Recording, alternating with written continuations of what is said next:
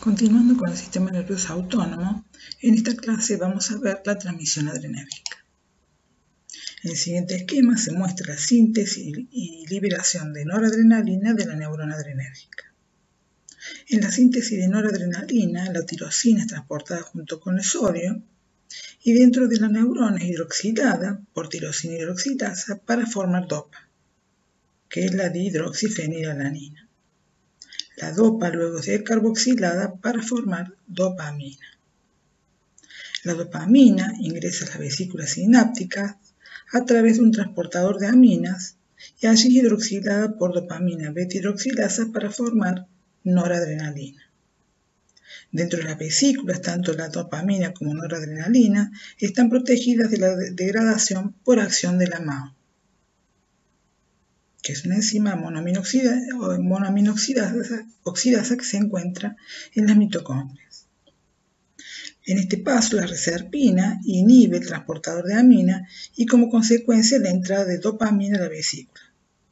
Por eso es usada como hipotensora, porque al no poder entrar a la vesícula va a ser oxidada por la MAO, provocando una disminución de dopamina y en consecuencia de noradrenalina, con disminución de la función del sistema nervioso sináptico, o sea, de la función vasopresora. Cuando llega el potencial de acción a la neurona, ingresa el calcio, se fusiona la vesícula, la membrana de la neurona y se libera la noradrenalina. Guanidina y pretilium impiden la liberación de noradrenalina.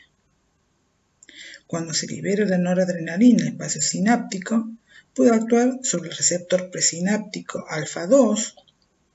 Allí va a producir, por estimulación de dicho receptor, una retroalimentación negativa, inhibiendo la liberación de noradrenalina, que es un mecanismo importante para lograr el equilibrio.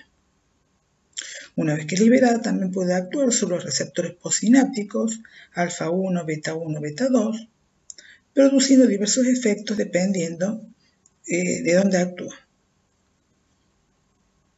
La noradrenalina liberada puede ser recaptada en la terminal sináptica, que es el principal mecanismo de inactivación porque captura la mayor parte de la noradrenalina liberada.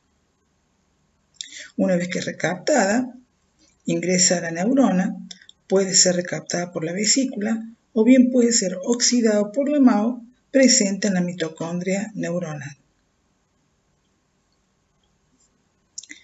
La cocaína y los antidepresivos tricíclicos inhiben dicha recaptación de noradrenalina al inhibir una ATPasa activada por sodio y potasio que estará involucrada en la recaptación de noradrenalina. De esa forma permanece mayor tiempo en el espacio sináptico ejerciendo el efecto. La noradrenalina liberada también puede ser degradada por la COMT, que es la catecol oxígeno metiltransferasa, que la metila, produciendo metabolitos inactivos que son eliminados en orina. Los metabolitos inactivos de noradrenalina son eliminados en orina y los mismos, estos metabolitos son el ácido vainillamandélico, metanefrina o normetanefrina.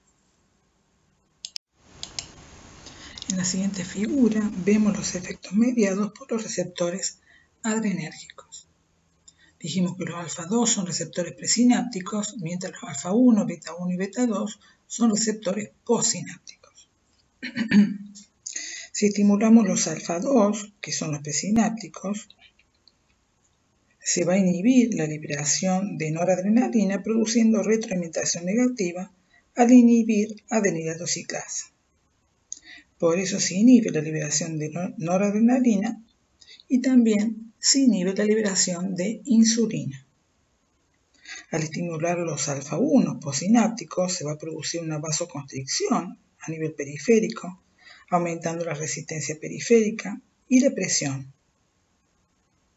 También se produce midríasis, o sea, dilatación de la pupila, y cierra el esfínter interno de la vejiga. Por eso también hay retención urinaria. Al estimular los beta-1, va a actuar principalmente a nivel cardíaco, produciendo taquicardia y aumentando la contractibilidad del miocardio. también hay aumento de la lipólisis. Si se estimulan los beta 2, se produce una vasodilatación profunda de los vasos que llevan sangre a los músculos, disminuyendo de esa forma la resistencia periférica. También al estimular los beta 2 se produce broncodilatación.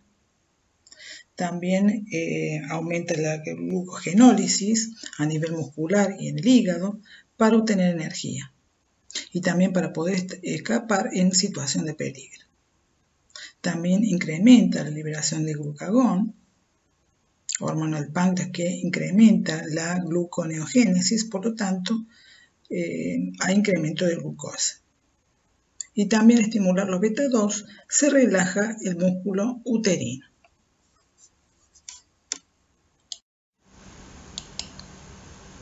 La siguiente tabla muestra las características de los distintos receptores adrenérgicos. Tenemos la acción de los receptores alfa 1, alfa 2, beta 1, beta 2 y beta 3. A nivel de músculo liso, la estimulación de los alfa 1 produce generalmente la contracción, mientras que la estimulación de los beta 2 produce la dilatación. A nivel del corazón, el incremento de la frecuencia y fuerza de contracción se debe a la estimulación de los beta 1. A nivel del músculo esquelético y el hígado, la estimulación de los beta 2 son responsables del aumento de la glucogenólisis, mientras que la lipólisis, el aumento de la lipólisis se atribuye a la estimulación de un receptor beta 3.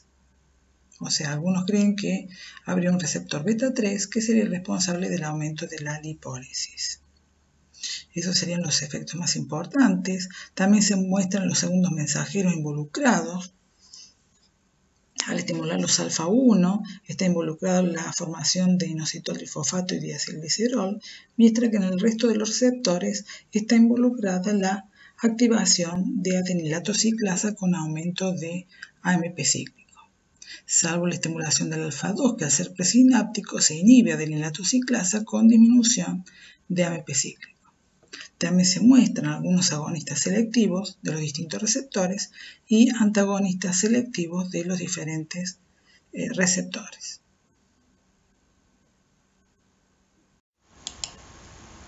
En cuanto a los agonistas adrenérgicos, la mayoría de las drogas son derivadas de la beta-feniletilamina. Tenemos los agonistas de acción directa, son los que se unen al receptor y ejercen la acción dependiendo del receptor en el cual se unen. Los marcados con asterisco son catecolaminas, o sea, derivan del catecol que contiene el grupo 3,4-dihidroxibenceno, que tiene elevada potencia en la activación de los receptores alfa y beta. Adrenalina, noradrenalina y dopamina son compuestos naturales, mientras que dobutamina e isoproterenol son sintéticos. La adrenalina es sintetizada en la médula adrenal a partir de tirosina. En la siguiente figura se muestra la estructura de algunos agonistas. Se observa que al aumentar el tamaño del sustituyente del grupo amino de la catecolamina, aumenta la afinidad por los receptores beta. Por ejemplo, el isoproterenol, que tiene un grupo isopropilo, tiene mayor afinidad por dichos receptores. A su vez, epinefrina, que es la adrenalina, es más potente que la norepinefrina, que es la noradrenalina.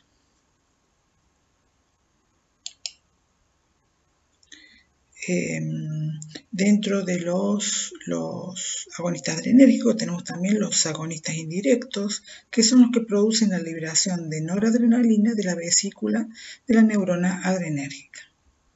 En este caso tenemos anfetamina y tiramina. Y los agonistas de acción mixta son los que ejercen acción directa e indirecta, como la efedrina, que se muestra la estructura en el esquema del medio.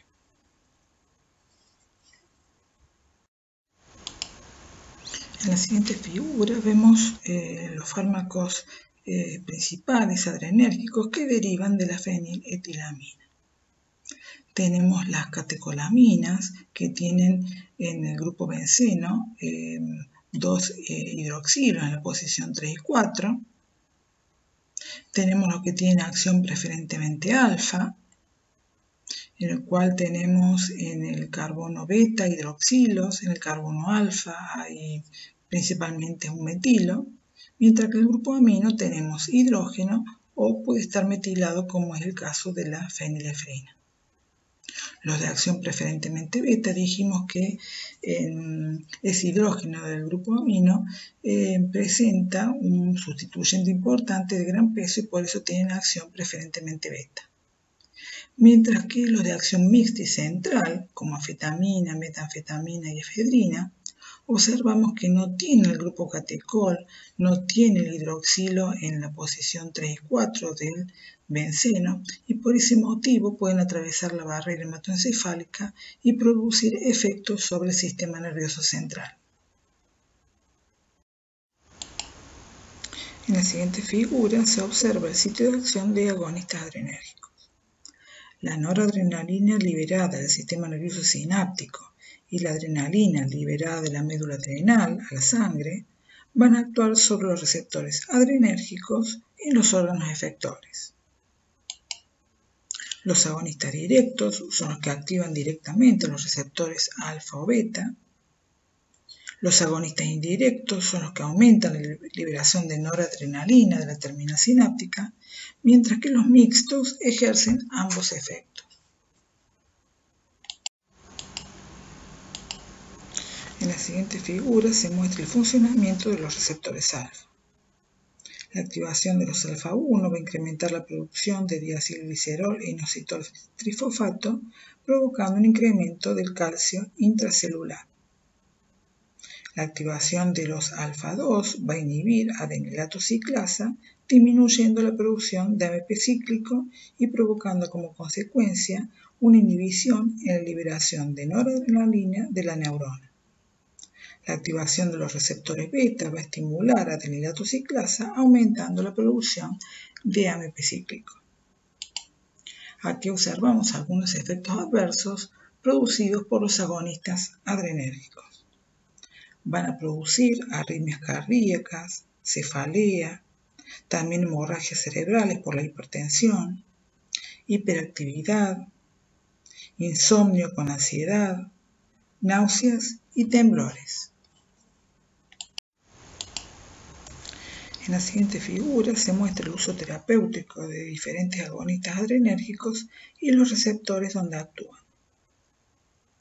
Las catecolaminas ejercen efecto rápidamente, la duración de la acción es leve, no se administran oralmente y no atraviesan la barrera hematoencefálica.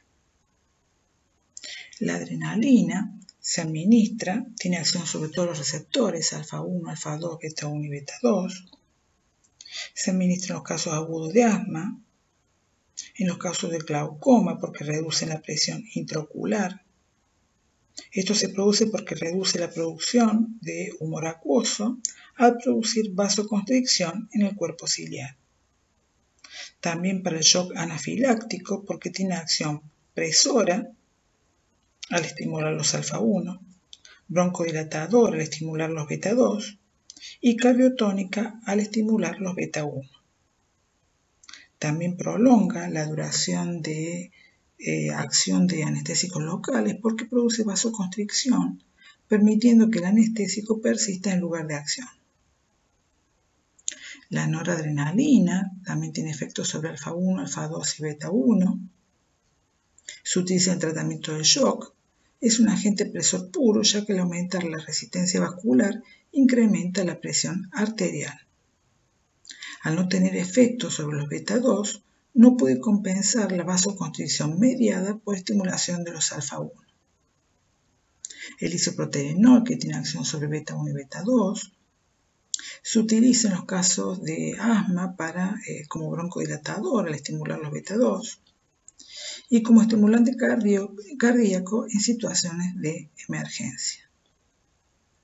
La dopamina se utiliza en tratamiento del shock y también en insuficiencia cardíaca congestiva porque ejerce efecto inotrópico y cronotrópico positivo al estimular los beta-1.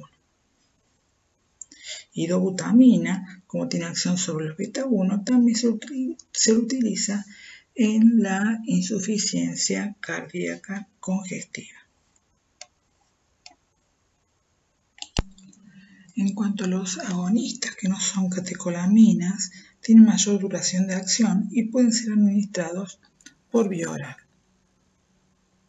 Tenemos agonistas alfa-1 como fenilefrina, que se utiliza como descongestivo nasal, y también como estos compuestos como metoxamina, también es un agonista alfa-1, producen principalmente contracción de los vasos sanguíneos con notable aumento de la presión. Por ese motivo pueden ayudar o utilizarse para los episodios de taquicardia supraventricular. Al incrementar la presión, se van a estimular los vasoreceptores y eso va a llevar a la inducción de una mayor actividad vagal, que va a producir bradicardia. Por eso ayuda para el tratamiento de ese tipo de taquicardia.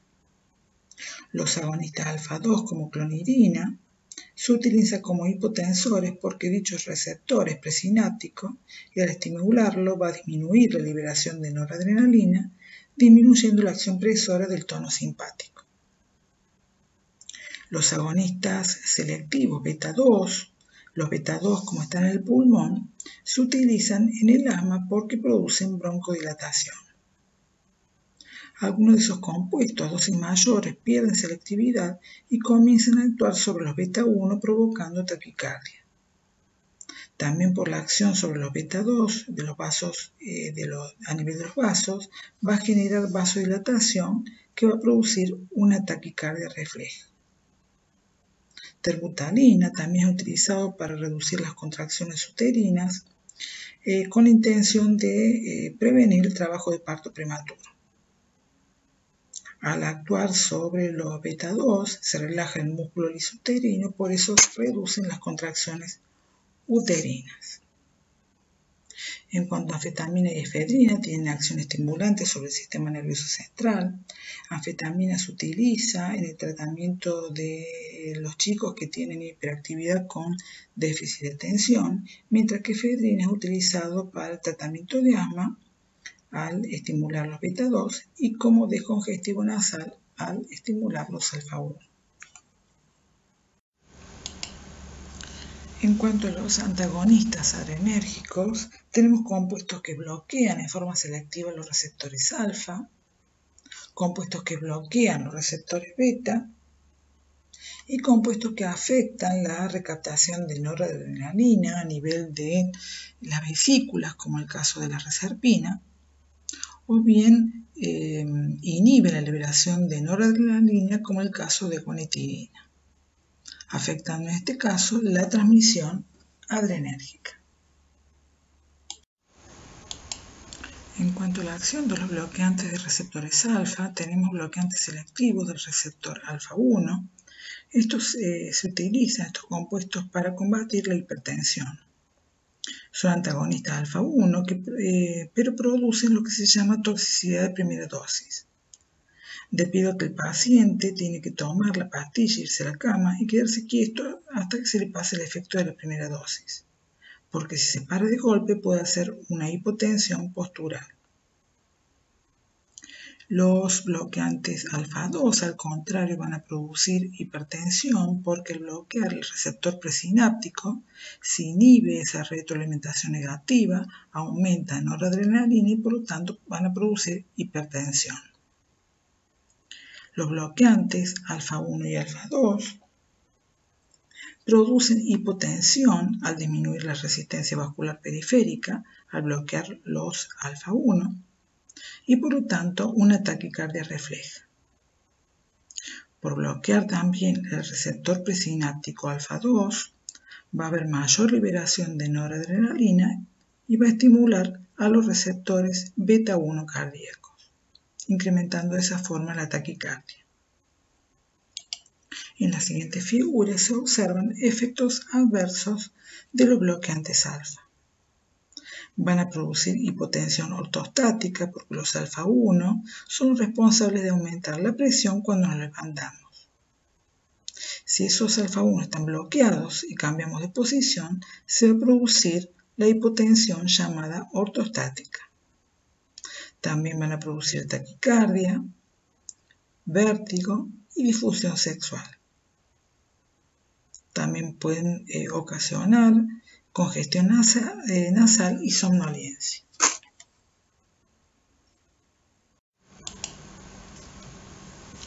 Los bloqueantes betas se utilizan principalmente para tratar la hipertensión. Tenemos bloqueantes selectivos del receptor beta 1, que al disminuir la contractilidad cardíaca y la frecuencia van a producir hipotensión. Los que son bloqueantes beta 1 y beta 2 como propanolol, también por bloquear el beta 2 pueden producir broncoconstricción. Mientras que tenemos compuestos como la betalol, que bloquea los receptores beta y los receptores alfa-1. Por lo tanto, se va a producir hipotensión al bloquear el receptor beta 1 y también por el bloqueo del receptor alfa-1 se va a producir vasodilatación periférica que ayuda al tratamiento de la hipertensión. En el caso del propanolol, que bloquea el receptor beta 1 y beta 2, al bloquear el receptor beta 1, por disminuir la contractilidad cardíaca y la frecuencia, va a disminuir la presión arterial. Pero al bloquear los receptores beta 2 va a producir broncoconstricción, por ello no es recomendable administrar este compuesto a individuos asmáticos. También va a producir vasoconstricción periférica, que puede ser refleja a la hipotensión o también por el bloqueo de los receptores beta 2. Va a producir un aumento de la retención de sodio que va a ser producido por disminución de la perfusión renal causada por la vasoconstricción. También al bloquear el receptor beta 2 se va a disminuir la glucogenólisis, pudiendo ocasionar una hipoglucemia. Por eso tampoco se recomienda administrar este compuesto a individuos diabéticos porque puede producir un shock hipoglucémico. Atenolol, por ejemplo, que es un bloqueante selectivo beta 1, va a tener acción solamente sobre el corazón, disminuyendo la contractilidad y la frecuencia cardíaca. No va a afectar la función pulmonar, por lo tanto se puede administrar a individuos asmáticos. Tampoco va a afectar la resistencia periférica, al no afectar los receptores beta 2 de los vasos periféricos. También se puede administrar a diabéticos que están recibiendo insulina o hipoglucemiantes orales. En cuanto al uso terapéutico de los bloqueantes beta, se los utiliza principalmente para el tratamiento de la hipertensión, por bloquear principalmente el receptor beta 1. Propanolol también se lo utiliza en los casos de hipertiroidismo para impedir los temblores y la taquicardia. También son efectivos en el tratamiento de la angina, arritmias cardíacas e infarto de miocardio por el bloqueo beta 1. En los casos de glaucoma, disminuye la secreción de humor acuoso por los cuerpos ciliares. Esto se debe a la vasoconstricción producida por el bloqueo beta 2. También para el tratamiento de la migraña, porque al bloquear el beta 2, se va a bloquear la vasodilatación producida en los vasos a nivel cerebral. En cuanto a los efectos adversos comúnmente observados, los bloqueantes beta van a producir hipotensión, bradicardia, fatiga, somnolencia y también disfunción sexual como los bloqueantes alfa. Otros compuestos que bloquean la transmisión adrenérgica son compuestos que afectan la recaptación de aminas como la reserpina. La reserpina bloquea el transporte de aminas a nivel de las vesículas, por eso la noradrenalina no puede ser captada y va a quedar en el citoplasma donde va a ser degradada por la MAO. Por eso estos compuestos producen una disminución de la presión arterial. También tenemos compuestos que afectan la liberación de noradrenalina como guanetidina. Este compuesto bloquea la liberación de noradrenalina de la terminal sináptica y por lo tanto también contribuyen a la disminución de la presión arterial. Como resumen en la siguiente tabla, vemos los principales efectos del sistema nervioso autónomo producidos por estimulación del simpático y del parasimpático. A nivel del corazón, la estimulación del simpático va a aumentar la frecuencia y la fuerza de contracción por estimulación de los receptores beta 1, mientras que la estimulación del parasimpático va a disminuir la frecuencia y la fuerza por estimulación de los receptores muscarínicos. A nivel de los vasos sanguíneos, la estimulación del simpático puede producir la vasoconstricción por estimulación de los receptores alfa 1 y dilatación por estimulaciones de los beta 2. Mientras que la estimulación del parasimpático no tiene efecto sobre los vasos. A nivel de los bronquios, la estimulación del simpático produce broncodilatación, mientras que la estimulación del parasimpático va a producir broncoconstricción. En el tubo digestivo, la estimulación del simpático va a disminuir la motilidad y va a producir contracción de esfínteres, mientras que la estimulación del parasimpático va a producir el efecto opuesto. A nivel de los ojos, el simpático produce dilatación, mientras que la estimulación del parasimpático va a producir constricción. En piel, el simpático va a estimular la secreción de las glándulas sudoríparas, mientras que a nivel de las glándulas salivales y lagrimales, la estimulación del parasimpático va a estimular la secreción.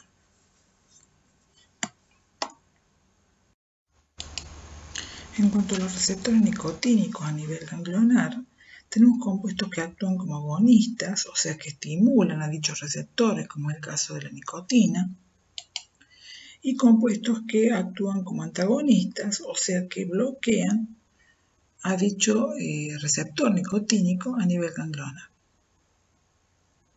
La nicotina, habíamos dicho que en dosis bajas, las dosis que ingresan cuando el individuo fuma, esa nicotina actúa como estimulante y en el caso de una intoxicación aguda con nicotina con dosis altas, esa nicotina termina bloqueando a dicho receptor nicotínico. Al afectar la transmisión colinérgica nicotínica, se van a afectar ambos sistemas, el simpático y el parasimpático, y si ambos se contraponen sus efectos no tendría que pasar nada, pero en realidad esto no ocurre. En general en los vasos predomina el simpático y en los órganos el parasimpático. Cuando estimulo, por ejemplo, el receptor nicotínico con nicotina, se va a manifestar el efecto producido por el tono predominante, o sea, vasoconstricción en los vasos y aumento de la motilidad gastrointestinal. Si administramos un bloqueante ganglionar, vamos a bloquear la transmisión simpática y parasimpática a nivel de los ganglios.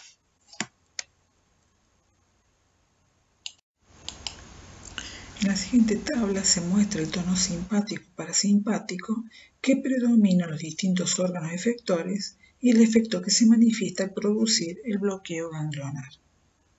Si tenemos un tono que predomina, cuando lo bloqueamos se va a manifestar el efecto contrario al que produce ese tono predominante. A nivel de los vasos, el tono predominante es del simpático, que los va a mantener contraídos. Si lo bloqueamos, los vasos se dilatan y se produce hipotensión. Por eso los bloqueantes ganglionares se utilizan en la terapia de la hipertensión severa que no se puede controlar con los hipotensores comúnmente utilizados. En el corazón predomina el parasimpático, por ello si lo bloqueamos a nivel ganglionar se va a originar taquicardia. En el iris predomina el parasimpático, por ello se va a producir midriasis si lo bloqueamos. En el tracto gastrointestinal predomina el parasimpático, por ello va a disminuir la motilidad y producir constipación si lo bloqueamos a ese receptor nicotínico a nivel ganglionar. En vejiga predomina el parasimpático, por ello el bloqueo va a ocasionar retención urinaria. En las glándulas salivales, al predominar el parasimpático, se va a producir disminución de las secreciones con celostomía. En las glándulas sudoríparas predomina el simpático y al bloquearlo se produce anhidrosis. Uno de los principales compuestos que actúa como agonista de ese receptor nicotínico a nivel ganglionar es la nicotina. La nicotina es uno de los pocos alcaloides líquidos que se obtiene de las hojas de la planta Nicotiana tabaco. En la siguiente tabla se resume su farmacocinética. En cuanto a la absorción, se absorbe rápidamente a nivel de los pulmones, o sea que se absorbe, si es inhalada, el 90% se absorbe a través de los pulmones. También se puede absorber a nivel del tracto gastrointestinal. La nicotina atraviesa la placenta y también es secretada en la leche materna. En cuanto a su distribución, aproximadamente un 20% circula unida a proteínas. En el metabolismo, aproximadamente un 90% de nicotina es metabolizada, siendo el principal metabolito formado la cotinina. En la eliminación, aproximadamente un 10% se elimina como tal, y la vida media difiere entre fumadores y no fumadores.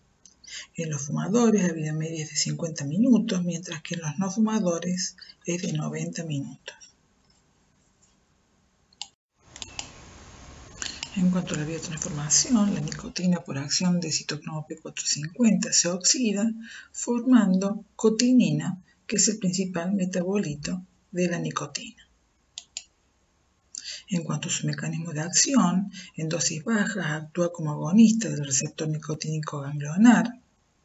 Ese receptor nicotínico ganglionar es un receptor pentamérico formado por 2 subunidades alfa 4 y 3 subunidades beta 2. En dosis altas, la nicotina depolariza el receptor en forma permanente y termina bloqueando a dicho receptor. En pequeñas dosis, la nicotina actúa como agonista del receptor nicotínico ganglionar, produciendo estimulación, ocasiona euforia, aumento del estado de alerta, relajación, mejora la atención, el aprendizaje y la resolución de problemas.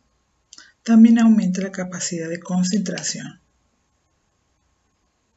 El tono predominante en las vísceras es el parasimpático, por ello al fumar se estimula la motilidad gastrointestinal, pudiendo ocasionar diarrea.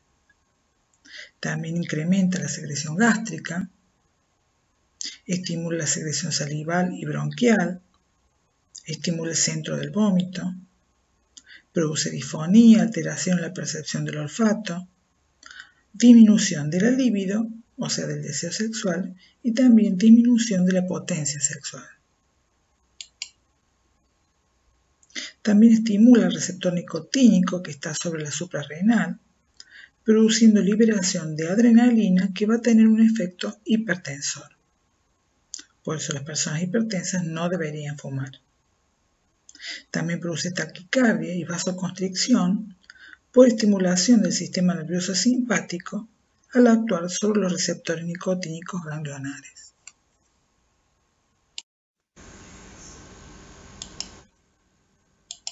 El humo del cigarrillo aporta gran variedad de compuestos. Compuestos volátiles como el dióxido de carbono, monóxido de carbono, óxido de nitrógeno, ácido cianhídrico, nitrosaminas, acetaldehído, acetona y acroleína. Los aldehídos y cetonas producen parálisis de las células ciliadas del tracto respiratorio, acumulándose de esa forma los exudados respiratorios. Cuando el individuo se va a dormir, al dejar de fumar, ya esas células ciliares comienzan a recuperar actividad, por eso al despertarse a la mañana va a tener expectoración y flemas, ya que se recuperó la acción de esos cilios. También aporta compuestos particulados como la nicotina, que es la responsable de la adicción que produce el cigarrillo. Alquitrán, que se produce por la combustión del cigarrillo, contiene hidrocarburos policíclicos aromáticos como benzopireno, que es responsable del cáncer de pulmón y cáncer de esófago que produce el cigarrillo. También aminas aromáticas, si recuerdan, esas aminas aromáticas se hidroxilan y se conjugan con ácido glucurónico, y cuando llegan a la vejiga se rompe ese conjugado por el pH ácido de la orina, y ese compuesto hidroxilado es el responsable de la producción de cáncer de vejiga. También aporta compuestos inorgánicos como arsénico, cromo, níquel y cadmio. El cadmio tiene la particularidad que si la mujer embarazada deja de fumar, esos niveles, como el cadmio tiene una vida media muy grande, de 20 años aproximadamente, ese cadmio permanece en altos niveles en sangre, aunque la mujer deje de fumar.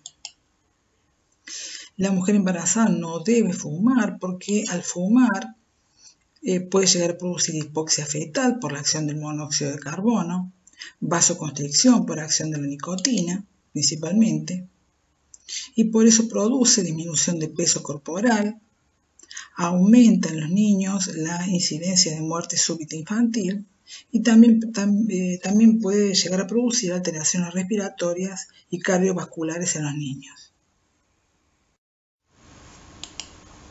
La nicotina induce el sistema microsomal de oxidación de drogas, por eso va a aumentar la biotransformación de otros compuestos y también de la misma nicotina. Por eso se observa la tolerancia a los efectos del cigarrillo.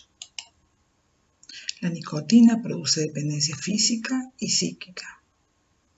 Tiene un gran poder adictivo, por eso cuando el individuo deja de fumar va a presentar un síndrome de abstinencia bastante importante, con irritabilidad, ansiedad. Por eso el individuo vuelve a fumar, porque no soporta esos estados de irritabilidad. También presenta inquietud, dificultad en la concentración, cefalea, calambres musculares, insomnio, alteraciones gastrointestinales, aumento del apetito, por eso también algunos no quieren dejar de fumar porque temen aumentar de peso. Y también cuando dejan de fumar presentan el craving por el cigarrillo, que es el deseo vehemente por volver a fumar, que eso se observa en las drogas que producen adicción. En las drogas que producen adicción, como nicotina, etanol, cocaína, se ha visto que en el sistema nervioso central hay una vía que está activada, es una vía dopaminérgica. La activación se origina en el área tegmental ventral, que está marcado en rojo. En dicha área se encuentran los cuerpos neuronales dopaminérgicos que inervan en núcleo accumbens. La dopamina liberada en núcleo accumbens sería responsable de los efectos reforzantes positivos producidos por las drogas que producen adicción, o sea, de los efectos placenteros que producen las drogas. Por eso el gran poder adictivo que tienen estas drogas que producen adicción. Como observan, en los cuerpos neuronales dopaminérgicos, en el área tegmental ventral, hay receptores nicotínicos que están marcados en amarillo, y también en la terminal nerviosa dopaminérgica en la zona en el área de núcleo accumbens. Cuando nicotina estimula esos receptores nicotínicos, va a producir la liberación de dopamina, produciendo como consecuencia esos efectos placenteros que lo llevan al individuo a volver a fumar. Y por lo tanto a eso se atribuye, a la activación de esta vía, la producción de adicción a ciertas drogas. En cuanto al tratamiento, como nicotina es la responsable de la adicción, si el individuo quiere dejar de fumar, se le administra nicotina en forma de parches o chicles. Posteriormente se observó que un antidepresivo como bupropión podía ayudar en la terapia para dejar de fumar. Este compuesto bloquea la recaptación de dopamina y noradrenalina, aumentando de esa forma la dopamina núcleo accumbens, que es el área que va a producir esos efectos reforzantes positivos de nicotina. Este compuesto no produce efectos adversos muy significativos, produce cefaleas, insomnio, sequedad de boca y alteraciones gastrointestinales. Con bupropión nicotina se logra una efectividad aproximada del 35%. El último compuesto que apareció es vareniclina, también conocido como Champix, que es un agonista parcial del receptor nicotínico alfa-4 beta-2. Produciendo el aumento de liberación de dopamina en núcleo accumbens. Por lo tanto, tendría una acción similar a nicotina. Y por eso el individuo no sentiría necesidad de fumar. Con este compuesto se logra una efectividad un poquito mayor de un 45% aproximadamente. O sea, los individuos que toman este medicamento, vareniclina, deja de fumar aproximadamente un 45%. Tiene también algunos efectos adversos, lo más importante sería el insomnio y constipación, que es lo que frecuentemente presentan los pacientes tratados con este medicamento. Y lo que se está probando, lo último, es una vacuna contra nicotina, o sea, tiene la finalidad de formar anticuerpos contra nicotina, de tal forma que cuando el individuo fuma, esa nicotina se une a los anticuerpos e impide que la nicotina ingrese al cerebro y produzca los efectos gratificantes y placenteros de fumar.